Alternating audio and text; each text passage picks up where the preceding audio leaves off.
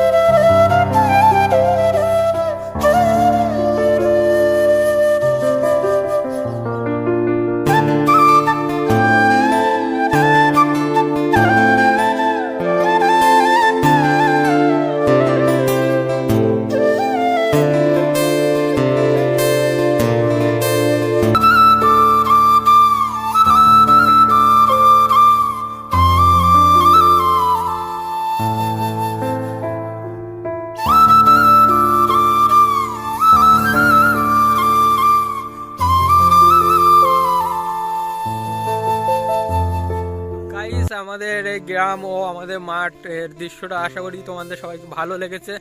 আর ভালো লাগার কথা, মানে খুব সুন্দর আমাদের এই গ্রামটার ভিউটা আছে দেখছি আমি।